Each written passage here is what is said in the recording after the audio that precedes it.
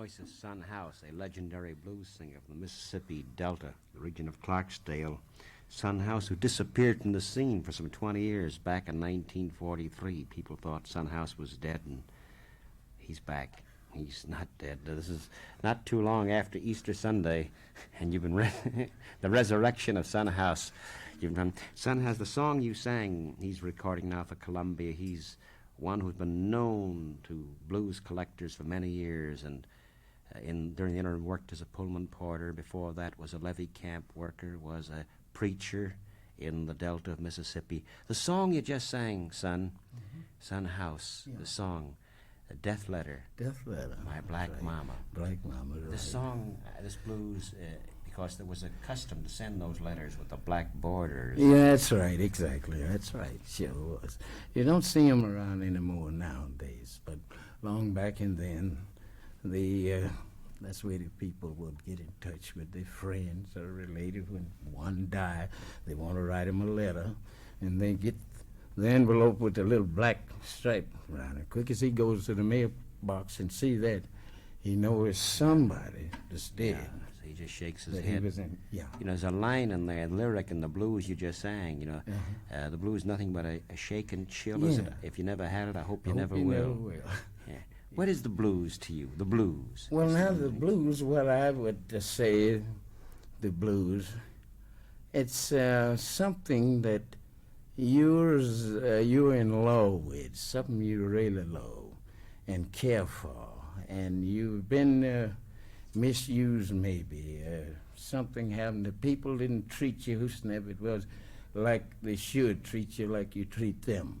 But still you have that love for them. Well, then you like to be alone, go off somewhere and get alone and think it over yourself. And maybe you'll cry a little about it. Then maybe you'll sing a song or something pertaining to the treatment you've got. Well, that's the blues. It's a particular... But it's not just a jumpy thing and a jumping dance. It's something deep that you feel, a hurt, Deep, kind of a hurt. Right, right. And then you sing it out. That's right. Sing it out of your heart. Don't just sing it for fun or foolishness, but let it come from the heart. Yeah. That's This is the the blues. blues. This is the way you sing it. That's I was it. thinking, Son House, your story, you know, Clark. The name Son itself is your full name was James Eddie James House. Eddie James House. But And nickname was Son. Son House. You were the friend when you disappeared. You know, what was the reason? There's a lot of your friends, blues singers, Yeah. Charlie Patton, Yeah. others Yeah. whom you knew had died. Yeah, Is that it? that's right. And you figured what that you Well, I figured I would just give the whole thing up. So I got the idea, which was foolish, though. But you know, sometimes you can think some foolish songs and foolish things to say. But I looked at it this way: all of them, Robert Johnson, Willie Brown, Charlie Patton, all died. We always play together.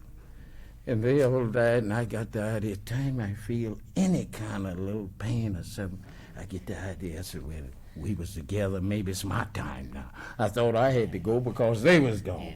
But I'm still around, 'cause I'd give up playing until he found me. It's either Dick he is, Waterman. in this instance, Dick He Waterman, he convinced me. I told him I was too his old. manager who found him. But he says, oh, no, you ain't. Just come on, try. And so I listened to him, so I've been a little successful. Of course, Dick is right, because John Hammond, who for many years been a friend of blues singers and the first to record the country blues singers, John is very excited about the return of Son House, and recently he's recorded you for Columbia. And of course, you're going to college now. Yeah. You're making I all gets the it now, colleges. see? I didn't get it when I was young. Now, well, I'm young again anyway, you know. The old people say once a man, twice a child. Well, okay. Since I got old and try again, I use the idea, well, I'm an old man, but I got young ideas. Young ideas, and you've been singing at Harvard and at the University of California, the various campuses. So Son House made college after all. Okay, after all. Think about the early days, the beginnings. Your family worked in the field. What's your earliest that's it. memory? Where was this now? In Clarksdale? Well, that was in Clarksdale, out from Clarksdale on plantation. My daddy, he was a blacksmith. And so the rest of the family, they'd make little, they call them little crops, you know, farming and like that. And so finally my mother and father, they separated.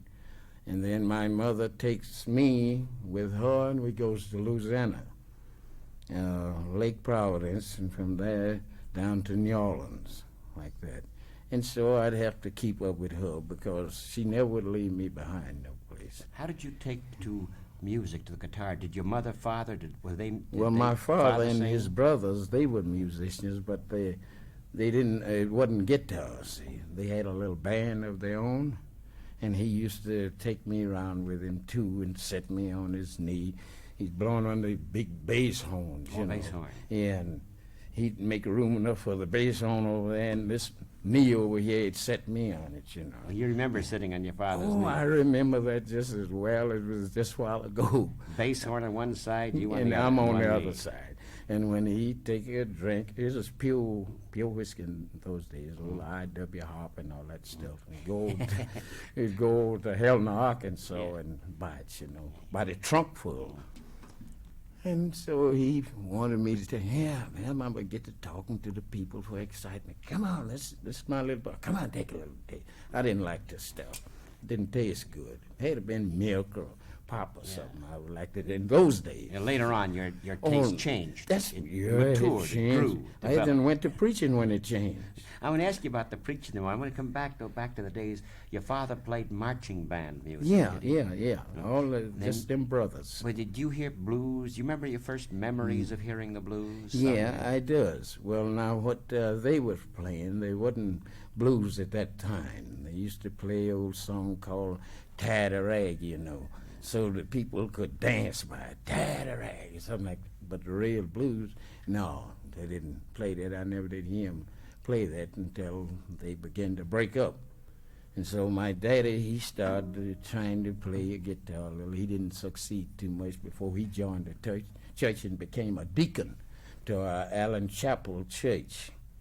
So then he didn't learn to play the guitar.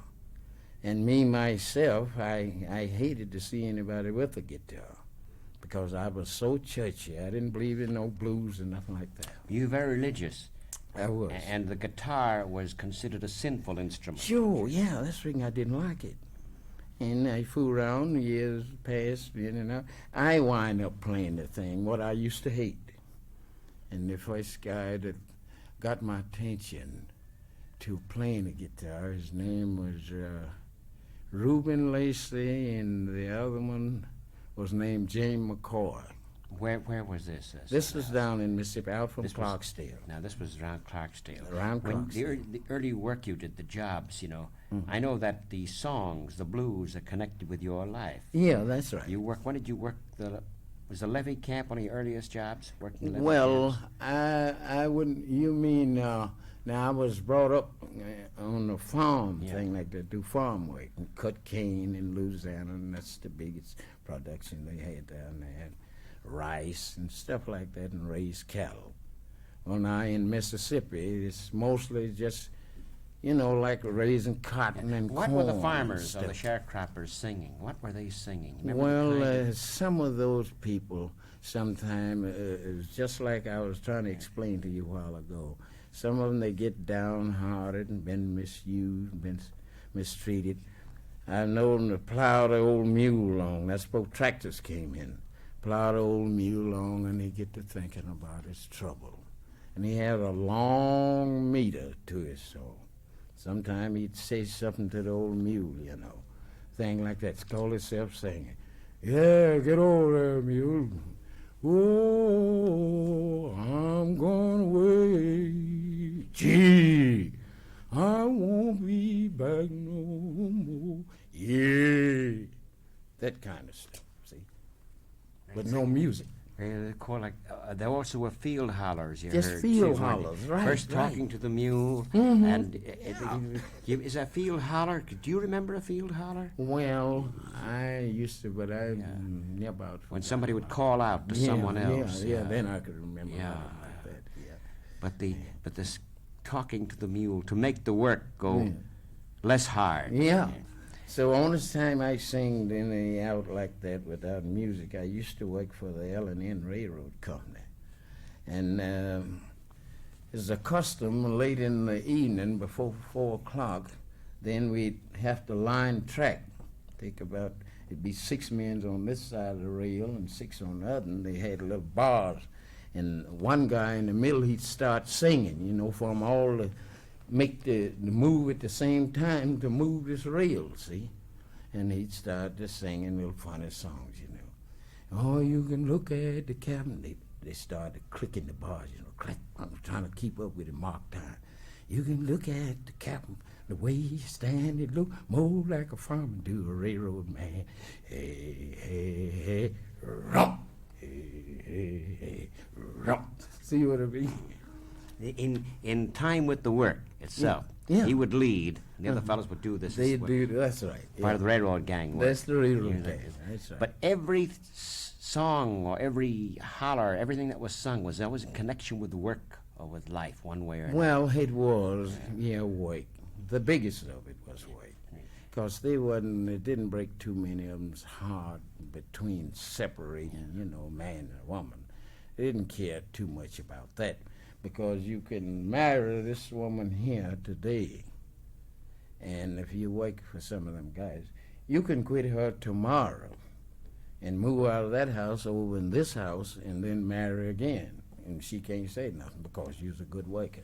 Yeah, so you mean You don't have to get no divorce or you nothing. didn't have to, because as far as the boss was concerned, Yeah, you yeah. did the work. It didn't matter what Didn't your life matter. was like one way or the That's other. right, that's right. That's And right. fellows who worked the railroad gangs traveled a lot, too. That's so right. it's, That's see, true. what did you do in the levee? Then you worked the levee camp. Where was this? Where? Well, this was at Memphis, Tennessee. You go from Memphis down to New Orleans.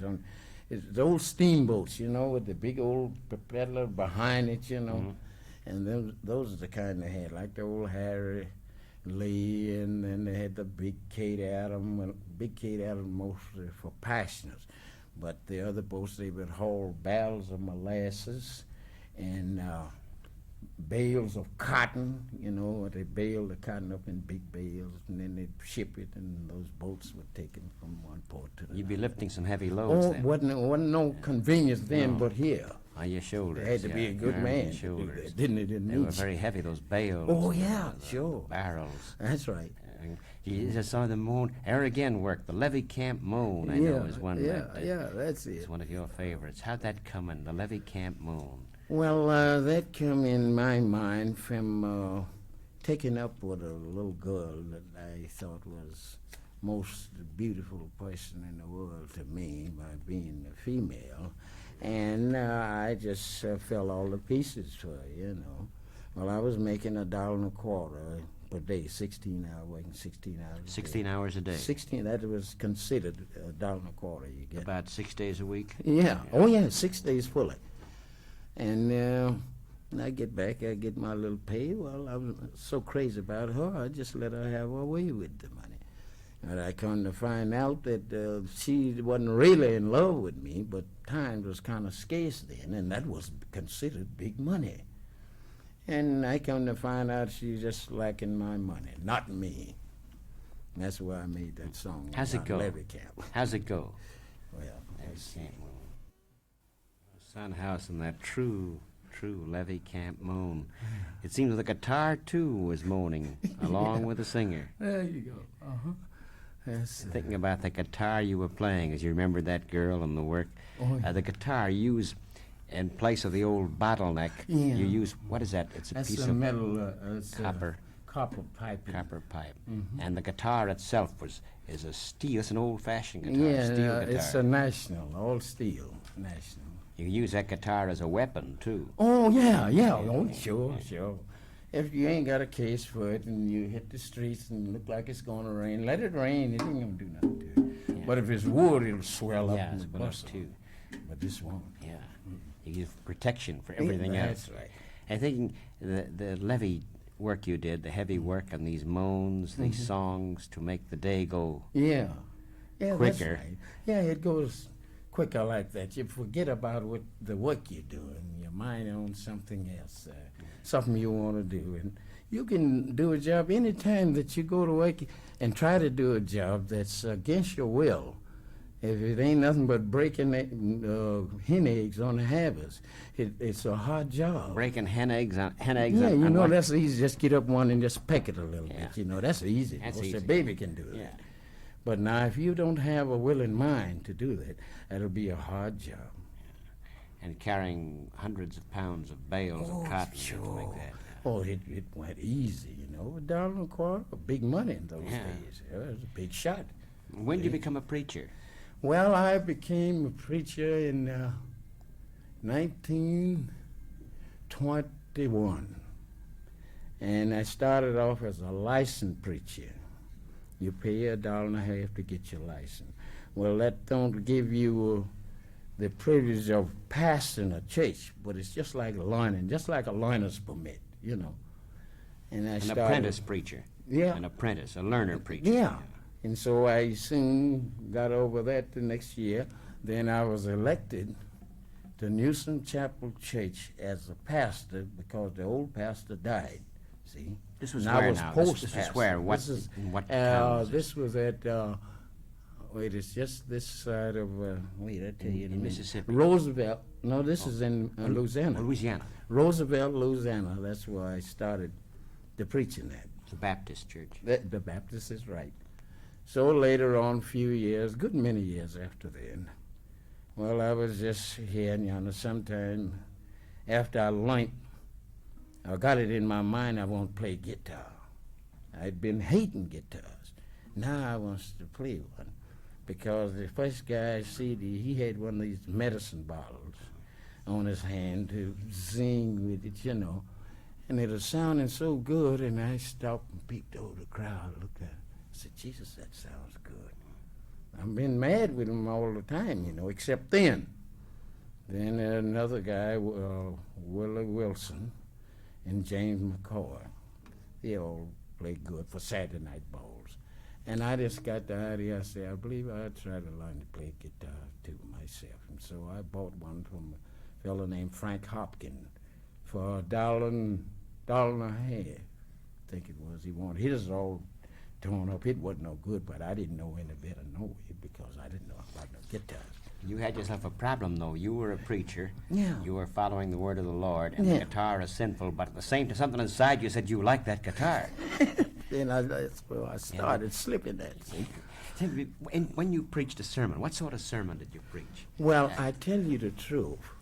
Now, when I first started off as a post pastor and a licensed preacher, well, I didn't know too much. I know quite a bit in a way because I was brought up in Sunday school, and I didn't believe in nothing but the church. And I know a good little bit, but after I went to preaching, well, then I learned more and more in reading, you know. Reading the Bible, and finally it worked on up. I got to be pastor, and it worked on up to I turned in later, and then I got to be a pastor of the CME Church, which means Colored Methodist Episcopal Church, and I did that for a good while, and I still studied. You know what I mean? And so it wound up that I used to boast about it. That I know everything that it was in the King James Version of the Bible. It carries 39 books in the Old Testament, 27 in the New. That's 66 books from the Genesis to the Revelation. And I studied hard all the way through, plumb on to the back. So to you the would tell Revelation. the story of Job and... Oh, yeah, all that. Everything they done and all what happened, you know. 7 little fishes and 5 loaves of bread. Yeah, and out of those 26 letters, in the Bible, the conclusion of this, I even got it down to words. We used to have a thing called a debating society, you know, who could bring up the most points in the Bible. And that is a little place called Rooks, Mississippi. And Reverend McDuffie, he was the moderator. I'll never forget it. So I had studied so hard and all the way through So I got it down pat. And I explained it to them and then outlined it to them. I said, well, not only knowing how many books in the Bible, I say, I can tell you how many words that's spoken from the Genesis to the Revelation. Oh, no, we don't believe that stuff. I said, okay, allow me a chance then. Says, how many then? I say 773,682 words are spoken from the Genesis to the Revelation. Nobody challenged you on No, that. they didn't They challenge wouldn't that. know with all that counting. That's right. Son House, a Reverend Son House, now we could say. What was some of the music, the church music you used to hear then or play then? You remember some of the hymns or the... Oh, yeah, I spirituals? remember a lot of them. I used to know quite a few, but after I got out of church, quit playing and everything, a lot of the songs, the voices, I forget unless I hear somebody say a voice or something in it. I says, oh, yeah, that's right, I remember that. Like that, you How know. would one go, say, without the guitar, you know? Yeah, well, one, what they used to love to sing in church, like they're going to run a revival meeting. Well, they often use this at the first beginning. Go sort of like a song sermon in a way, Yeah, wouldn't it? just slow, you know, and just like that. And the congregation would respond too. Oh, yeah, the whole church, they all get together. Respond. Sounds so good, you know. And you know, the song heard these days, sung revived, I Shall Not Be Moved. That's Yeah, what young yeah, people yeah, sing. we you know. used to sing That was a that, church too. song, wasn't Yeah, it? that's right, exactly. Could you do one verse of that? Is that too difficult to ask you No, to read two? no, Do no, One it's- verse of that, just Okay. The way it sounded in church then. Funny you sing that. The guitar is almost saying the words too, answering. You let See? the word hang and the guitar picks it up. Picks it It's up, funny as you picks it hear up. people sing it today, we know where it came from. That's from right. the church. Okay, yeah, that's good. Well, you had this battle with yourself, Son House. You had this battle. You were a preacher. The guitar was sinful, but you liked that guitar. Yeah, I like that guitar. And so what happened then? You started playing in Then, various yeah. clubs. And Yeah, that's what happened. I showed it, and it didn't take me too long to play two little tunes. I say in about 2 weeks' time, I was hitting it good enough till they'd even come at me to come to play for Saturday night balls. I said, well, geez, I don't know about 2 songs. I'm just learning. That's all right. We want to hear that one then. So I'd go and play the Saturday night balls. what would you do there? What would you do there at the? Well- You say Saturday night balls. This would be at anywhere, your ballrooms, halls, Well, most of them was way In the out on taverns. plantations out in Yeah. the country, you know, out of in town. the stores where people come Yeah, at night. that's right. What they work all 6 days a week. Oh, working yeah. hard. Well, some of them would wake up until noontime on a Saturday. See, in the rest of the afternoon, they get their little pay. Then they go to different little towns to do their little trading with what little money they had. And have a little fun. Yeah, have a little fun. Always very happy, you know. They could have $1.25, $1.50, or $2 in his pocket. Always just happy as a lark. Just Sure. that is for that Oh, night. sure, that's right. Till the $1.50 lasted. That's right.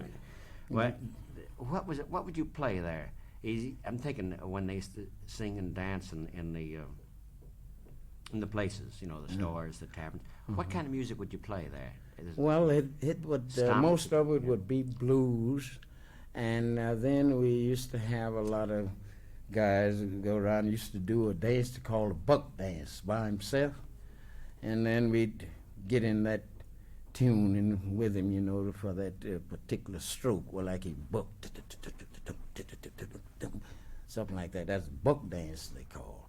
But when we get to the house or where the party's gonna be, then we go to the straight out old blues down the sand, you know, with long meters to the woods. In fact, it'll be in some of the songs. They didn't care what you said, and it didn't make no difference.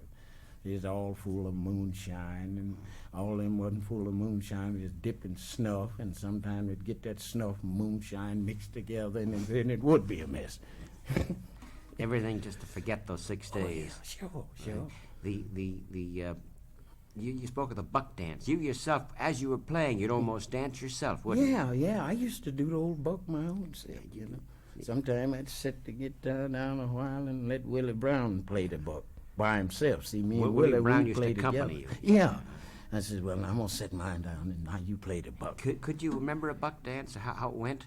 Oh, yeah. How would yeah, it go? well, And by feet. just feet only, wouldn't it? Yeah.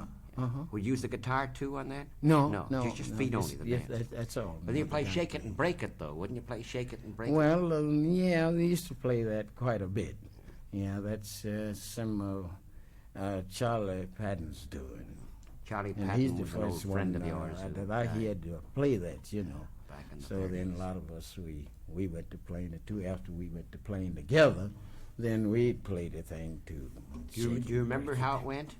Do you remember? Well, how? I know because I know some voices of it, but I've never I've forgotten all Yeah. the whole routine of it, and that's the reason I don't play it. But too I regular suppose now. I'm thinking, Son House, as you're talking. Yeah. Suppose since you gave up preaching and you played the guitar, Yeah. the two lives became one here. Yeah, Because the that's song of right. yours called "Preaching the Blues." That's right. That you did. And so I lines that the people sometime while I'm playing it about this preaching blues system, because I used to didn't believe in nothing but the church and God. And then I turn in after taking this first drink of this old bad corn whiskey. Then I got another idea then, and watching these guys play the guitars and they're sounding to suit me. I used to didn't like the sound of them. It come as suiting me, and then I want to learn to play the guitar. So that's the way that started. Well, you've got that steel guitar on your knee, just the way your father used to hold you on your knee. Oh yeah, over on So this side. how would Preaching the Blues go? How would it go? Preaching blues? I wish I had a heaven of my own. I gave all my congregation a happy home. Long, happy A home. long, long, happy home. That's the dream of the Reverend Son House. Right, And, right. Of course, you were kidding, and Oh, you're singing the song, you were kidding, in a way, That's certain right, yeah. kinds of preachers. Sure, Yeah. sure. Yeah. See, because two of them fellows, there's God one hand, devil on the other. You know, they don't get along too well together, see. Because God don't believe in what he believe in, and he don't believe in what God wants done. But he'll try to change it around and make out like that God's wrong and he's right. Well, God is not as grouchy as him. He said, if you will, you shall. If you won't, you shan't. He leave it up to you. But the devil ain't going to do that. He going to try his best to convert you into some of his... He knows it's against you, but that's where he wants you. See? So he always is on hand. He don't never leave you hardly. He always nearby somewhere trying to whisper something in your ear to do. But if you listen at him, it would be shame on So you. man, where's man? He's in between the two. He's between... He gets a touch of yeah, both. Just like the sap in the bog, see? Yeah. Well, you take it, all right. You say, Job for it. Look at the trouble he had. He was a rich man. And then he consulted with God about making Job cuss him to his face. He had so much faith in Job. He said, oh, no, you can't do that. I bet you won't cuss me. He said, all right. Said, turn him over to me. I'll show you. Now, all this is Bible. And he did it, and so he asked Satan to save him, save his soul. He meant don't kill him now, but all other stuff, poison stuff you can put on him, just try and see will he cuss me. So he did it. He sent a cyclone out the wilderness, killed up all his cattle, killed up everything he had. So he thought about, now in the Garden of Eden, Adam and Eve, well now, he crawled into the Garden of Eden as a serpent, but he didn't have the nerve to talk to Adam, to break this law about don't eat of this tree in the midst. Because he figured Adam was too strong. He went to Eve while he was away. And he told her, said, why don't you cuss God and die? See, now he done told God he'd make him cuss. Now he'd tell her, but he won't tell Adam to do that, the man. And finally he kept on talking with her, and he convinced her to eat off the unforbidden fruit. She did it. So directly here come Adam. He comes up, and Adam, he knows what done happened. Good as to say, oh my God, she done broke God's law. He said, now what I'm gonna do? He done got attached to Eve, you know. He began to love her. She's made one rib from him, see. And so he just decided, said, well, I reckon I just well to go on and eat off the unforbidden fruit too, because I know he gonna put her out. And then if I eat with him, then he put me and her both out, and we can still be together. See what I mean? So he did it, and so God come down in the cool of the day and called him by his name. He refused to answer because he's naked and ashamed. He put him out in the dark wood with the sentence of death, because he told him he should surely die if you violate this law. And he lived 930 years with the expectation of death. So they got their first two kids, Cain and Abel. So one killed Cain, Abel. Now, over jealousy. So that's why I brought in another point. I'll make it snap as I can about at Rucks, Mississippi. We'd have these little meetings on Wednesday night, and Reverend Mac Duffy, he was the moderator. And I said, moderator, just a minute. He says, okay, get it. I stood up. What is it? I says, I want to see if anybody in the audience believe in this. I said, now I'll tell you straight before I start. I say, I don't mean kids being born in hospitals or at home and like that. I say, I'm telling you now to start with. I said, do anybody in here believe that a child can be born before their mother or their parents? He says, oh, geez, you plumb out of reason. I know, that's an impossibility. I said, no. I said, allow me a little chance to prove it. All right, go ahead. If you can prove that we want to hear, because we all know it's impossible. I said, no, it's a simple thing. I said, now God made man on the sixth day. He, M-A-D-E, made him. And then after then, he put him back to sleep to perform another operation on him and split him open and took one rib out his side, and then he made a woman. It was already M-A-N, but just the W and the O added onto it, spelled woman.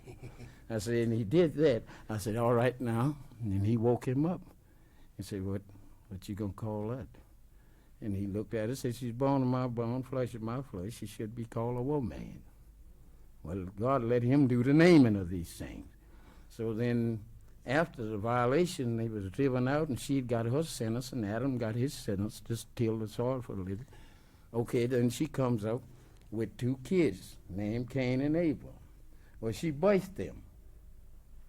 But now Eve, she wasn't birthed at all. She was M-A-D-E, made. It's different than birth and made, see? M-A-D-E, made from one rib, from his side. She wasn't birthed at all. But she birthed Cain and Abel. I said, now that ain't that children born before their mother, because their mother wasn't even birthed. You did it.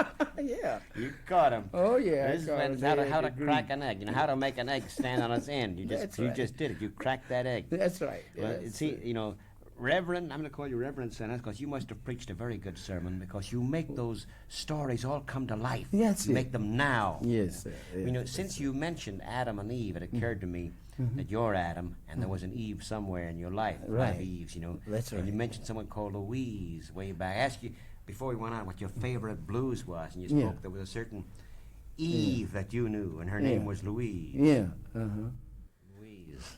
Sort of a woman's blues, you might say. That's it. That's slow. I'm thinking we've almost got the full story of Son House, except for one thing.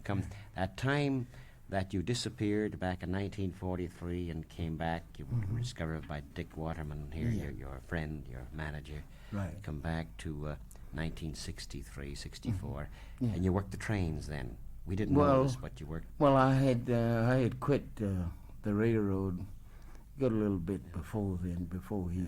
But after 43, you'd gone up to New York, to Rochester. Yeah, Rochester, New York. Who'd you work with? New York Central Railroad. New York Central, right? That's right. And what was your experience there? Just as what? Pullman? Well, when I first got hired to the New York Central, it was out. They got another part they call East Rochester. And all that belonged to New York Central. It's the same, the railroad company. So I gets a job out there, the first job, as a rivet heater. I heat rivets, you know, You know what that is? That's a ribbit heater. Just chunk them to the other guys. And he catches it in the bucket. We was building car boxes and things like that, coal tenders and so forth. So after I got tired of that, and I thought it was a little too dangerous. Guys would get hurt, something happened to them every day. I said, well, geez, I believe I'll let this go. So, and then when I quit that, then I taken a job at the train station down to New York Central as just a lob reporter, you know, clean up around like that. I went from that. So then I got a break to go over to Buffalo, talk with the head executives over there, and so they gave me a little copy of how to be a train porter, you know, what his duties was and what's supposed to do. It was quite easy along then. I think I paid $12 for the thing. So about the next 2 weeks, then I was on the road and go from Rochester down to New York City and back. So I kept that up with them for 11 years. You worked on that famous train, the Empire. Yeah, the that Empire State Express. Yeah. And it used to be the Wolverine, used to be the silver bullet. The front of the engine was made just like a pistol bullet. But looked like everybody, they'd rather ride the other train, the Empire State Express, because it didn't stop at every little pig path, you know. So most of the people would ride that, and the guys, the red caps and things around the station, that's where they made the most money, you know. 25 cents a bag they tote, and the company get 10 cents and they get the 15. Oh, is that it? Company gets 10 cents from They red got cap? 10, The 25 cents you 10%. get? That's I didn't right. know that. Sure, yeah, that's what happened. But I know the songs came, again, always songs in your life. You wrote a song called The Empire State Yeah, Express. I write all my songs. I just sit down and concentrate and think of words to go together, you know, that rhyme. Yeah, how would you write a song? I mean, what's the way you wrote a song? How would you Well, put the words I would go at it just like, for instance, this is a pack here, cigarettes, yeah. Well, and they, what is it? Lucky Strike cigarettes. Yeah. Lucky Strike. Then I just take that one word like that and think of something else that'll rhyme with the word strike. See? And then I would either say like. Strike. Yes, you know, go over the then after that alphabets one from word A leads to another, yeah, another and before see you- do the kind of sound there together, you know. Before you know it, you've got yourself a verse. Yeah, Then you that's got 5 right. verses, then you got a blues. Yeah, and then I sit down as I think them up and I write it down. I think of another and I write that down. Right then I won't bother to get till I get all the songs written down, you know. And then after then I get them all and then I look them over, try to see how many can I say by heart without looking at it. And then after I do that, then I go get there.